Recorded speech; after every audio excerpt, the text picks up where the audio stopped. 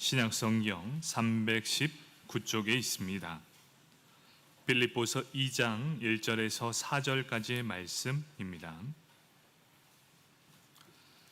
빌립보서 2장 1절에서 4절까지의 말씀을 교독해서 읽도록 하겠습니다. 그러므로 그리스도 안에 무슨 권면이나 사랑의 무슨 위로나 성령의 무슨 교제나 긍휼이나 자비가 있거든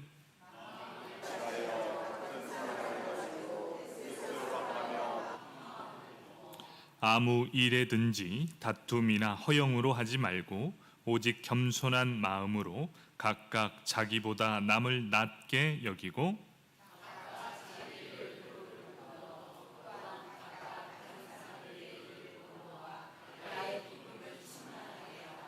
아멘. 성가대의 찬양이 있겠습니다.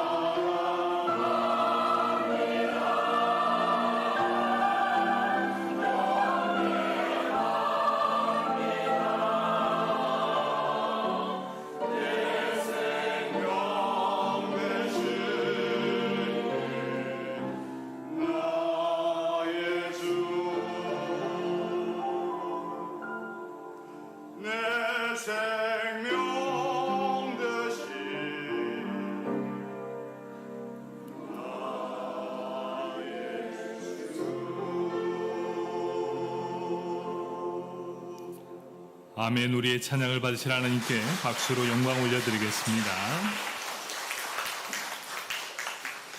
오늘 찬양이 참 은혜가 됐던 것 같아요. 그렇죠? 우리 성가대장님이 저보다 좀 목소리가 더 좋은 것 같습니다. 그리고 가장 열심히 찬양을 했던 분이 누구일까요?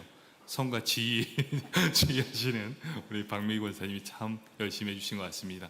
우리 성가대원들을 위해서 다시금 힘내시고 또 우리에게 은혜가 될 뿐만 아니라 하나님의 영광이 되는 찬양을 날마다 올려드릴 수 있도록 우리 격려와 우리 함께 힘을 내라고 박수하겠습니다. 감사합니다. 감사합니다. 자, 우리 빌립보서 2장 1절에서 4절까지 말씀, 같은 마음, 같은 사랑으로 라는 제목을 가지고 함께 은혜를 나누도록 하겠습니다. 우리 말씀을 듣기 전에 우리 옆 사람 바라보면서 이렇게 인사하겠습니다. 우리는 동반자입니다.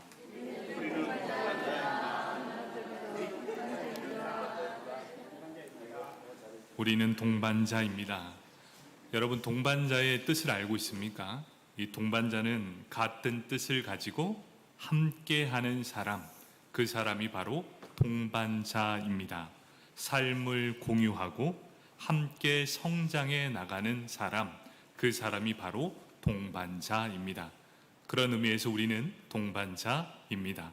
바로 우리가 이런 의식을 함께 꼭 갖고 있는다면 어떻게 신앙생활을 해 나가는지 우린 충분히 알 수 있게 될 것입니다. 우리 어린 왕자를 쓴 생택지 벨이라는 사람이 있습니다. 그는 원래 조종사로 일했던 사람입니다. 그가 경험했던 일, 그 모든 것을 바탕으로 쓴 자서전적 소설이 인간의 대지라는 책이 있습니다. 이 책은 조종사끼리만 이해할 수 있는 교감, 그리고 동료들과 특별한 연대감을 가지고 있는 그 의미를 이해할 수 있는 사람들만 가질 수 있는 이 일들을 적어냈습니다. 그러면서 사막에서 조종사로 일하면서 겪고 보고 경험한 것들을 인간이 느끼는 외로움 그리고 자연의 신비함을 묘사한 책이 바로 이 책입니다. 그 책에 유명한 구절이 나옵니다. 어떤 구절이냐면 사랑이란 서로 마주보는 것이 아니라 둘이서 같은 방향을 내다보는 것이다. 인생은 우리에게 가르쳐 주었다. 여기에서 우리에게 참 중요한 일을 나타내 주고 있습니다. 사랑은 서로 마주보는 것이 아니라 하나의 방향을 향해 나아가는 것, 그것이 바로 사랑이다. 여기에서 말하는 이 사랑은 이성 간의 사랑이 아니라 바로 동료 간의 사랑, 바로 동료애를 가르치는 것입니다. 이 의미가 무엇입니까? 바로 동반자라는 의미겠지요. 믿음의 길을 함께 걸어가는 우리 인제 장로교회 성도 여러분, 하나님이 주시는 꿈을 갖고 오직 그리스도 예수를 바라보면서 같은 방향을 향한 우리 걸어가는 우리 모두는 하나님 안에서 형제요, 또 친구요, 동반자요, 바로 믿음의 동역자들일 것입니다.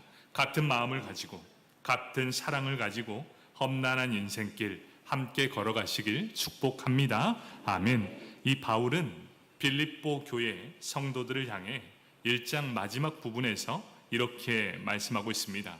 하나님의 은혜로 구원을 받은 성도는 구원에 합당한 삶을 살아야 합니다. 이렇게 말씀해 주고 있습니다. 그렇다면 우리가 복음에 합당한 삶을 살아가는 인생은 어떠한 인생입니까? 빌립보서 1장 27절에 이렇게 말씀하고 있습니다. 오직 너희는 그리스도의 복음에 합당하게 생활하라. 이는 내가 너희에게 가보나 떠나 있으나 너희가 한 마음으로 서서 한 뜻으로 복음의 신앙을 위하여 협력하는 것과 이렇게 말씀하고 있습니다. 복음에 합당한 삶을 살아가는 것, 이것을 두 가지로 나눠볼 수 있습니다. 첫 번째, 한 마음, 한 뜻을 가지고 함께 신앙의 길을 걸어가라. 이것이 바로 첫 번째고, 두 번째는 무엇입니까? 너희가 싸워야 할 대상이 누구인지를 정확하게 말씀해 주고 있습니다. 이 싸움의 대상이 서로가 아니라 복음을 위해 싸워야 함을 말씀해 주고 있습니다. 여기에서 우리는 조금 더 생각해 보아야 될 것이 있습니다. 사랑하는 성도 여러분, 여러분은 지금 누구와 싸움을 하고 있으십니까? 여러분의 총구는 누구를 향해 조준되어 있습니까? 믿음으로 하나 되어야 하는 우리 믿음의 동반자에게 그 총구가 놓여져 있으십니까? 아니면 세상의 권세를 잡은 이 악한 영들과 세상을 향해 총구가 놓여져 있습니까? 우리는 자꾸만 아군과 적군을 구별하지 못한 채 서로에게 총을 들이밀고 있지는 않으십니까? 사람은 믿음의 대상이 아니라 사랑해야 하는 존재들입니다. 여러분, 여기에는 참 중요한 일이 있습니다. 우리는 서로 믿음의 관계가 아니라 서로 부족함과 또 연약함이 있는 사람이기에 사랑으로 그를 보듬어야 하는 존재라는 사실입니다.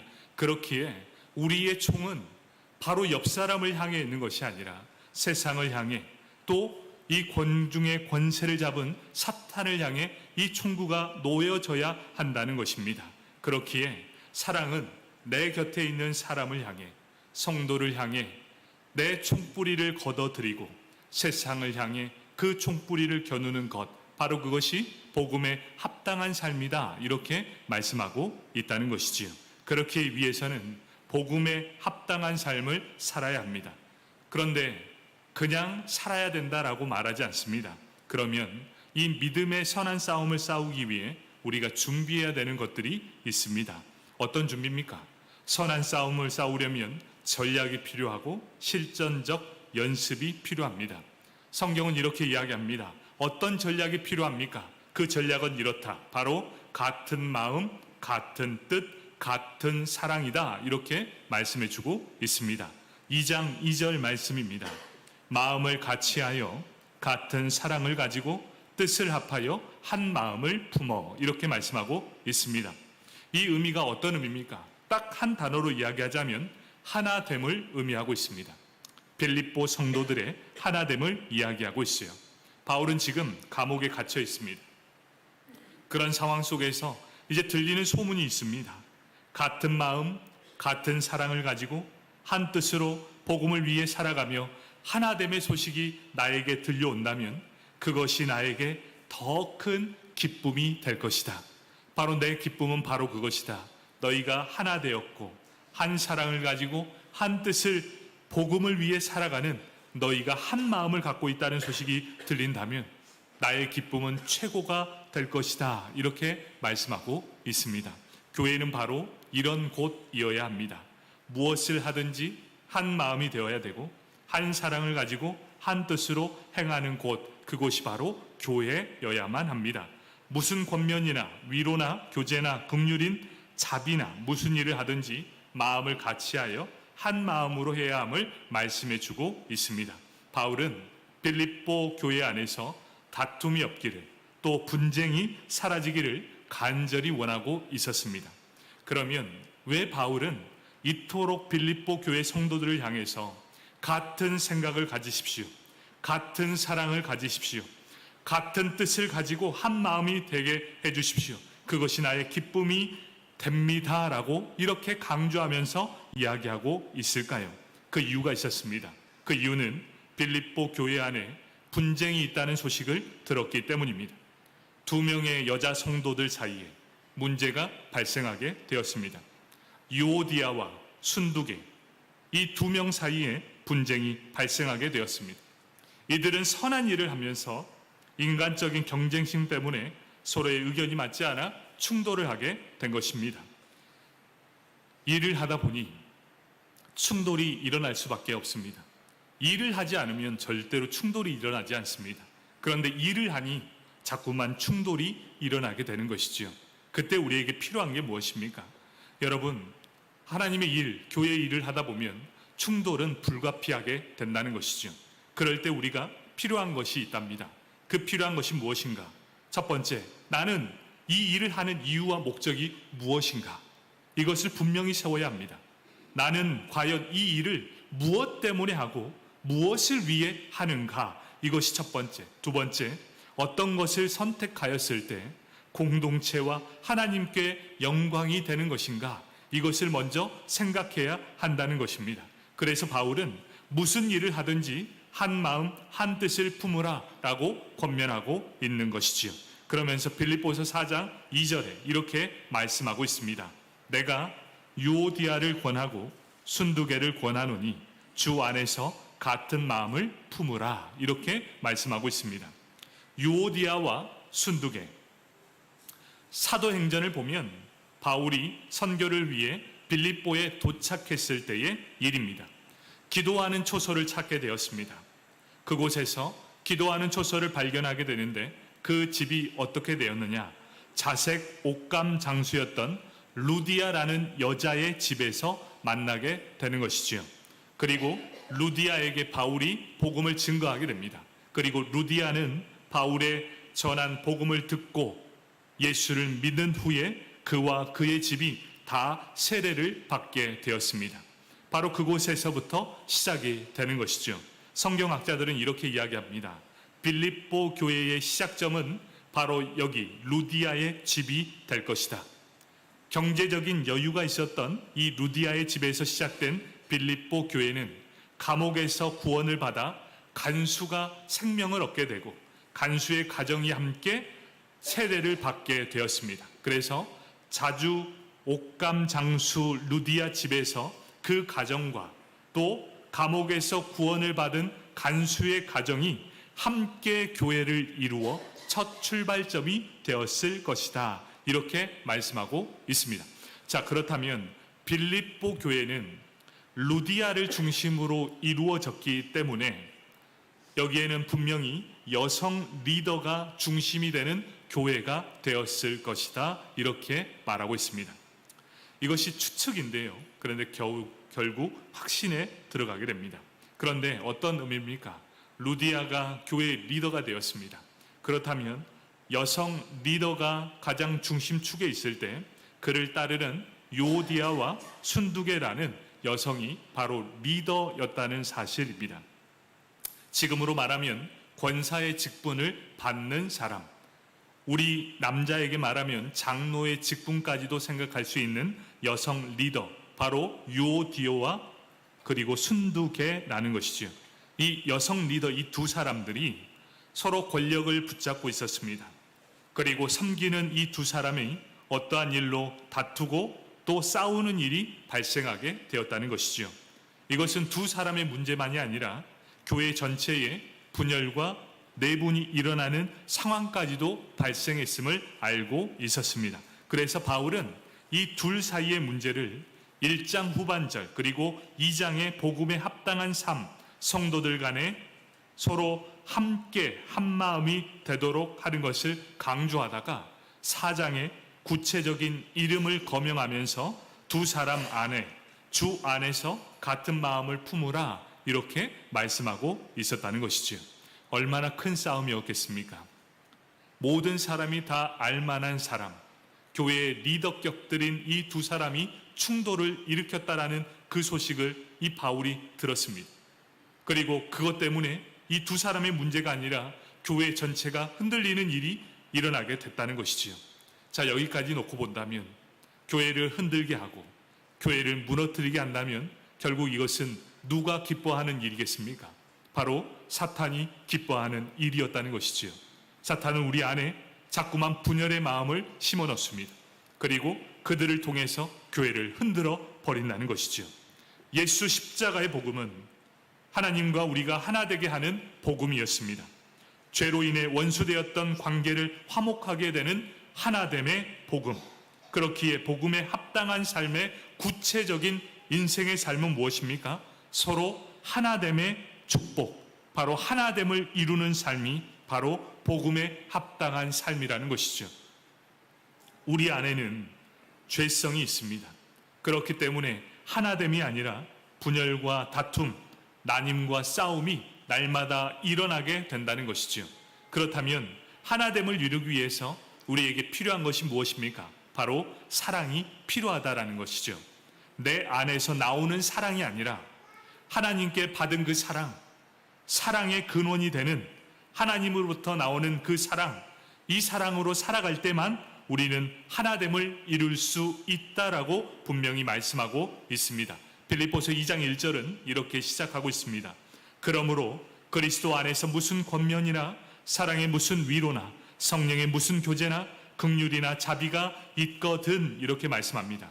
우리가 예수 그리스도의 복음을 받고 제사함을 받아 하나님의 자녀요 성도가 된 이것은 하나님의 격려와 하나님의 사랑과 하나님의 긍휼을 받았기 때문이다 이렇게 말씀하고 있습니다. 그러므로 이렇게 이야기합니다. 그러므로 너희가 이러한 사랑을 받았기에 마땅히 우리도 그 받은 사랑, 그 받은 그 은혜, 그 긍휼함으로 성도들과 같은 마음, 같은 사랑, 같은 뜻으로 행하여야 한다 이렇게 말씀하고 있습니다. 그런데 우리는 도전을 받습니다. 같은 마음, 같은 사랑, 같은 뜻이 이루기 위해 우리에게 필요한 것들이 있다는 것이죠. 결국 우리가 하지 말아야 할 일과 해야 될 일들을 구분하게 됩니다. 그럼 먼저 우리가 하지 말아야 할 것들, 이것이 무엇입니까? 3절 상반절에 이렇게 기록하고 있습니다. 아무 일에든지 다툼이나 허영으로 하지 말고 이렇게 기록하고 있습니다. 아무 일에든지 다툼이나 허영으로 하지 말라. 이 의미가 어떤 의미가? 이 말을 조금 더 우리에게 와닿게 표현하자면 이런 의미입니다. 자신만의 방식을 내세우지 말라. 너의 방식만을 내세우지 말라. 내가 하는 말은 다 맞아. 그러니 내 말을 따라야 해. 너희 말은 다 틀렸어. 내 말이 맞아. 그러니 내 말만 따라야 돼. 여러분, 이것을 사람들은 철학이라 하고 다른 사람들이 그 이야기를 들었을 때 우리는 전문 용어로 뭐라 하죠? 개똥철학이라고 합니다. 여러분, 우리가 흔히 웃고 있지만 우리 안에 이런 개똥철학들이 넘쳐나고 있다는 사실을 인정해야 합니다. 교회 안에 분열이 일어나는 이유는 바로 이것 때문입니다. 내 방식만이 맞아. 내 방식이 옳아. 그러니 너희는 내 말을 따라야 돼. 그런데 이것에 잘못된 오류가 있는 게 무엇인지 아십니까? 자꾸만 자신의 방식을 설명하기 위해 설득에 들어간다는 말이지요. 내 말이 맞아. 그러니까 내 장식대로 따라야 해. 그럴듯한 말로 그들에게 모든 것들을 설명하고 이해시킨다는 것이지요. 그런데 바울은 이렇게 말하고 있습니다. 자신만의 방식을 앞세우지 말라. 더 나아가서 바울은 교회의 하나됨을 강조하면서 그것을 방해하는 요소를 말씀하고 있습니다. 그 두 가지 요소가 뭡니까? 다툼과 허영입니다. 다툼이 무엇입니까? 패거리를 형성하는 것을 말합니다. 고린도 교회에서는 나는 바울파요, 나는 아볼로파요, 나는 베드로파입니다. 이렇게 파들이 등장하게 됩니다. 사랑하는 성도 여러분, 교회는 절대로 파를 나눠서는 절대로 안 되는 것입니다. 나는 쪽파요, 나는 대파요. 절대 이런 파들이 난무해서는 안 되는 곳이 바로 교회입니다. 왜 그런지 아십니까? 교회는 예수 그리스도의 몸이기 때문입니다. 바로 예수님 안에서 내가 무슨 파고 너는 무슨 파고 이렇게 나뉘게 된다면 예수 그리스도의 몸을 갈기갈기 찢어버리는 결과가 낫게 된다는 것이죠. 누가 기뻐할까요? 갈기갈기 찢어져 버리면, 예수의 몸이 갈기갈기 찢어지면 누가 기뻐할까요? 바로 사탄이 기뻐하는 것이라는 거죠. 그렇기 때문에 절대로 우리는 이런 것들을 비교해서도 안 되고 또 어떤 파로 절대로 나뉘어서는 안 된다라고 분명하게 말씀해 주고 있습니다. 이 허영은 무엇입니까? 허영은 자만심입니다. 그리고 자기 과시를 의미하고 있습니다. 자만심과 자기 과시가 드러나게 되면 분파를 형성할 수 있는 가장 중요한 이유 중 하나가 된다는 것입니다. 그래서 바울은 교회 안에서 하나됨을 방해하는 이 다툼과 허영, 이것은 절대로 용납하지 말아라 이렇게 말씀하고 있습니다. 우리에게는 어떤 파가 필요하지 않습니다. 어떤 쪽파도 필요하지 않고 어떤 대파도 필요하지 않습니다. 우리는 예수님 한 분이면 충분합니다. 우리는 왜 파를 나눕니까? 절대로 교회 안에서 어떤 파가 이루어져서는 절대로 안 되고 바로 예수 안에서 하나됨을 이루는 귀한 인재 장로교회 되길 축복합니다. 아멘. 두 번째는 우리가 해야 될 것들입니다. 2절과 3절, 이 3절 하반절부터 4절의 말씀입니다.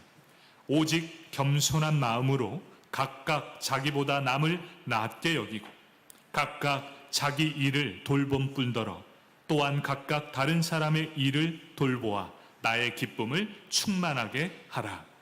행해야 될 것이 무엇인가? 그것을 한 단어로 이야기하면 겸손이라고 말하고 있습니다. 이 겸손의 이 의미가 어떤 의미입니까? 자신과 타인에 대해서 바르게 보는 것을 의미하고 있습니다. 여러분, 상대방을 바라볼 때 색안경을 끼고 바라보는 건 겸손이 아니다, 이렇게 말하고 있습니다. 여러분들은 어떤 색안경을 끼고 있습니까? 여러분이 쓰신 그 안경을 다 벗어버리고 나 자신을 겸손히 바라보고 다른 사람도 있는 그대로를 바라볼 수 있는 것, 그것이 바로 겸손이라고 말하고 있습니다. 그러면서 바울은 각각 자기보다 남을 낮게 여기라, 이렇게 말씀하고 있지요. 이것이 의미하는 것이 무엇입니까? 억지로 자기를 깎아내리라는 의미가 아니라 다른 사람의 장점을 찾고 결점이 있거든 용납하고 존중해라 라는 의미를 가지고 있습니다. 또한 겸손한 사람은 4절에 보니까 이렇게 말씀합니다. 겸손한 사람은 자신의 일을 충실히 감당합니다. 자신의 일을 잘 감당한 후에 주변 사람들의 일이 부족함이 있을 그때에 돌보아 주면서 그들을 도와준다라고 말하고 있습니다. 이것이 겸손한 사람입니다. 그러면 겸손하지 않은 사람은 어떤 사람입니까? 자기 일도 제대로 하지 않으면서 남의 일에 이러쿵 저러쿵 이야기하는 사람, 그 사람은 바로 겸손치 못하다라고 말합니다. 겸손한 사람은요, 자신의 일을 충분히 잘 감당합니다. 그러면서 다른 사람의 부족함을 채워주는 사람. 왜 그렇습니까? 겸손한 사람은 다른 사람이 먼저 보이기 때문입니다. 내 일을 얼른 끌어놓고 다른 사람이 불편하지 않도록 내가 그 사람의 유익을 생각하면서 그 사람이 부담스럽지 않도록 도움의 손길을 내미는 사람, 그것이 바로 겸손한 사람이다, 이렇게 말씀하고 있습니다. 교회는 함께 세워져 가는 공동체입니다. 여러분, 교회는 몇몇 사람들로부터 한 사람에게 일을 몰아주는 곳이 절대로 되어서는 안 됩니다. 왜 그런 줄 아십니까? 만약 그렇게 된다면 그 몰아서 하는 일을 하는 사람은 금세 체력이 바닥나게 될 것이기 때문이지요. 사랑하는 성도 여러분, 한번 눈을 땡그랗게 크게 뜨고 한번 보십시오. 여러분이 교회의 주인의식을 갖고 우리 교회를 한번 보신다면 우리 교회에 필요한 부분이 무엇인가가 보이게 될 거예요. 그리고 무엇이 나의 필요한 손길이 있는가가 보이게 될 것입니다. 여러분, 교회를 어떻게 다니십니까? 예배 드리고 그냥 축도 끝나기 전에 도망가는 곳, 그냥 밥을 주니까 밥을 먹는 곳, 그저 그런 곳이 절대로 교회가 되어서는 안 된다는 것이지요. 교회는요, 우리가 눈을 크게 띄어보면 필요한 부분들이 보이게 될 거예요. 그리고 우리의 필요한 손길들이 너무나 필요한 것들이 보이게 될 것입니다. 그런데 우리는 이렇습니다. 너무 익숙해져 버려서 내가 아니어도 될 거야 손을 놓아버립니다. 그러면 여러분 한번 볼까요? 교회라는 곳은 만약 100이라는 일을 감당해야 됩니다. 그런데 어느 누군가는 나 아니어도 되겠지 라고 손을 딱 놓아버린다면 다른 사람은 여러분 200이라는 무게의 짐을 져야 한다는 사실입니다. 내가 손을 놓아버렸을 때 어느 누군가는 더 분발해서 싸워야 하고 자신의 모든 힘을 다해 섬겨야 하는 곳이 바로 교회가 된다는 것이죠. 그런데 우리는 이걸 모르고 자꾸만 내 손을 놓아버립니다. 결국 일을 감당하는 사람을 한번 보십시오. 처음에는 열심히 감당하다가 어느 순간 넉아웃이 됩니다. 그리고 지쳐버립니다. 그리고 이 교회가 나만 일하는가? 라는 생각을 하게 될 때가 반드시 있게 된다는 것이죠. 그러면서 찾아오는 게 뭐죠? 낙심입니다. 여러분, 교회는 절대 그런 곳이 되어서는 안 된다는 것이지요. 내가 할 수 없는 부분이 있고 내가 해야 되는데 할 수 없다면, 여러분 내가 도와줄 수 없다면 여러분 해야 될 게 무엇일까요? 사사건건 관심을 안 가지면서 이거 해라 저거 해라 핀잔을 주는 사람이 아니라 격려해 주시길 축복합니다. 또 응원해 주십시오. 정말 잘하고 있습니다. 내가 함께 해주셔서 해야 되는데 함께 해주지 못했습니다. 그러니 내가 이곳에서 당신을 위해 기도하겠습니다. 잘하고 있습니다. 격려하겠습니다. 응원하겠습니다. 이 따뜻한 한마디가 바로 교회를 살리게 될 줄 믿습니다.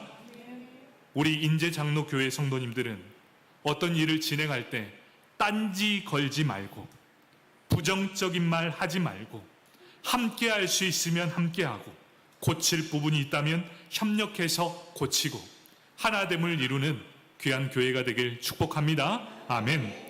무슨 일을 하든지 경쟁심이나 허영으로 하지 말고 겸손한 마음으로 하라. 이렇게 말씀하고 있습니다. 말씀을 정리하도록 하겠습니다. 사랑하는 성도 여러분, 우리 교회에서 함께 신앙생활의 열심을 내다보면 반드시 부딪히는 일이나 사건, 또 사람을 만나게 될 것입니다. 어떤 사람들에게요? 일을 열심히 하시는 분들에게. 이 열심히 하다 보니까 부딪히는 일들이 발생하게 된다는 것이지요. 내 마음에 거슬리는 사람이 등장하게 됩니다. 내 마음에 들지 않게 말을 하는 사람들이 등장하게 됩니다. 또 그렇게 행동하게 되는 사람들을 만나게 됩니다. 또 나를 반대하는 사람도 만나게 될 것입니다. 나를 무시하는 사람도 만나게 될 것입니다. 나의 속을 상하게 하는 사람을 만나게 될 것입니다. 또 나를 분노케 하는 사람을 만나게 될 것입니다. 나의 시험을 들게 하는 사람도 만나게 될 것입니다. 나를 괴롭게 하는 일이나 또 나를 괴롭게 하는 사람을 만나게 될 것입니다. 이것은 반드시 만나게 되는 사람들입니다. 왜 그렇습니까? 죄성이, 이 죄의 본성이 나도 내 안에 죄가 있고 그 사람 안에도 그런 죄성이 그대로 있기 때문입니다. 그래서 우리는 선택합니다. 그 사람과 말도 섞기 싫고 쳐다보기도 싫어집니다. 그리고 마음속으로는 이렇게 생각하겠죠. 뭐 저런 사람이 다 있어. 어떻게 저런 사람이 교회의 목사고, 어떻게 저런 사람이 교회의 장로고, 어떻게 저런 사람이 교회의 권사고, 어떻게 저런 사람이 교회의 집사일 수 있는가라는 생각이 들 수 있습니다. 그렇기에 알게 모르게 그 사람에 대해서 험담을 이어갈 수도 있습니다.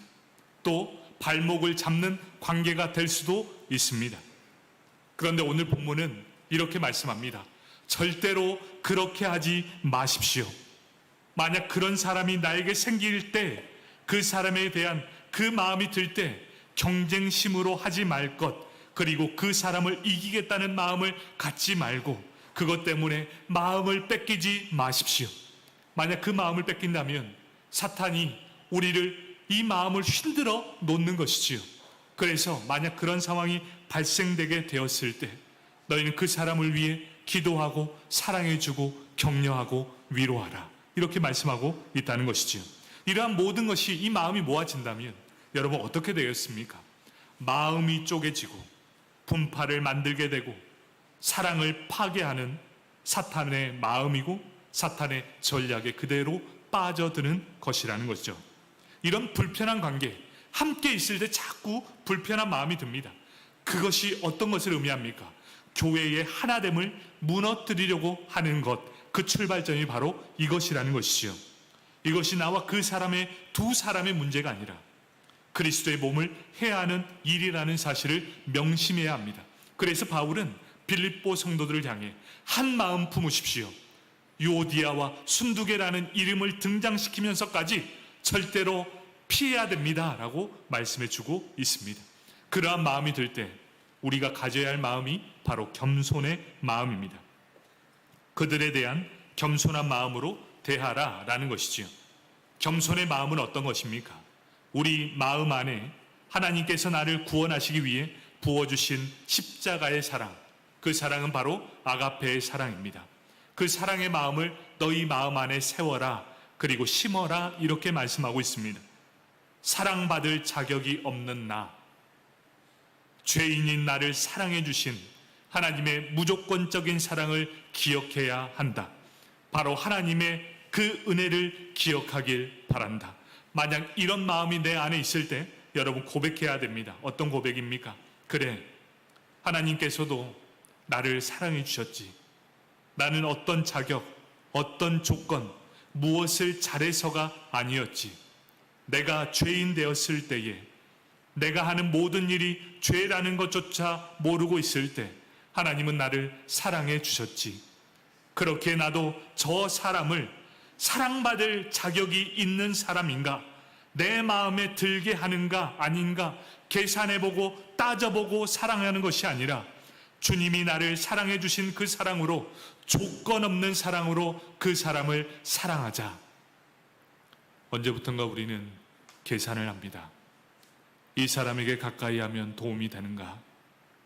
이 사람은 나에게 도움을 주었는가? 안 됐는가? 하나님이 만약 우리에게 계산적으로 따졌다면 여기 이 자리에 예수를 믿고 앉아있는 사람이 몇 명이나 되겠습니까?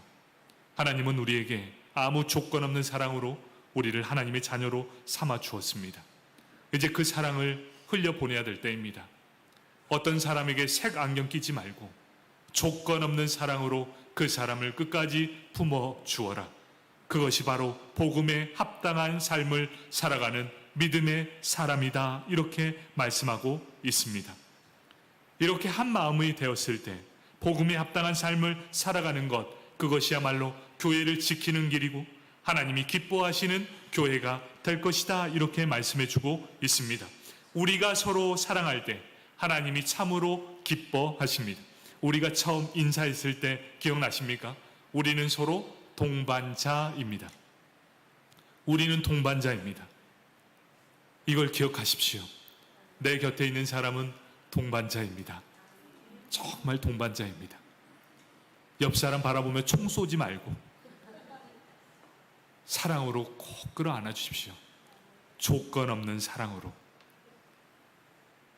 경쟁이나 다툼이 아니라 하나님께서 우리에게 베풀어 주신 사랑, 긍휼의 마음인 겸손한 마음으로 서로가 서로를 아끼고 서로를 격려하고 위로하고 세워주고 나누고 베풀고 섬김이 가득한 이 교회, 얼마나 행복하겠습니까? 바로 저는 이런 교회를 꿈꾸고 있습니다. 우리 인제 장로교회가 바로 이러한 교회가 되길 축복합니다. 아멘. 기도하겠습니다.